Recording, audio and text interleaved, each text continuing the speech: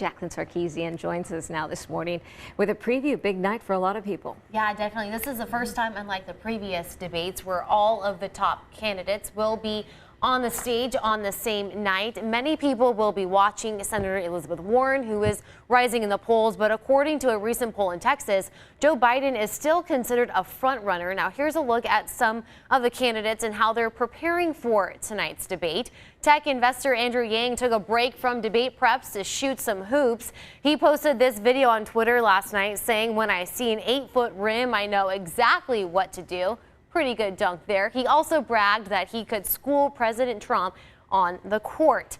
And Pete Buttigieg got quite the surprise on his flight to Houston. Being seated next to, or in this case, behind someone you know on a flight could go both ways. It could either be a good thing or a terrible curse. Democratic presidential rivals Pete Buttigieg and the Minnesota senator turned out to be on the same flight.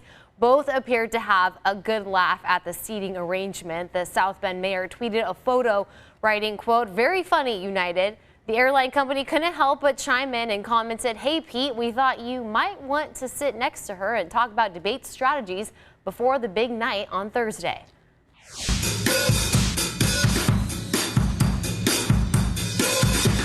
And Beto O'Rourke was getting in debate mode by jamming out on his drums. His wife Amy shared this video on her Instagram last night. Beto is drawing a lot of attention on social media for cursing on the campaign trail, but tonight he'll have to be family friendly.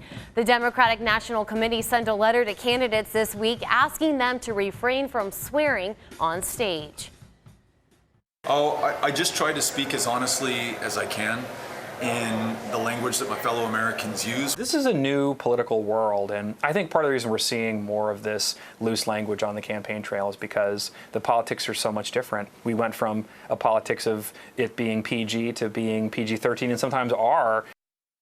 Tonight's debate is 3 hours long, starts at 7 o'clock in Houston. So a lot of people are going to be watching tonight. That basketball, I don't know if you saw, but Ted Cruz tweeted and they're challenging. And so now who knows if it'll happen, but Ted Cruz said, "Me and 3 paid staffers, Andrew, you and 3 paid staffers of yours." So you'll have to follow that one on social media. Did you guys see he was crowd surfing too, Andrew Yang? Yes. So, I mean, he's really getting pumped for tonight's debate. He's ready. I don't know, interesting time in politics. For sure. Thanks, Jacqueline.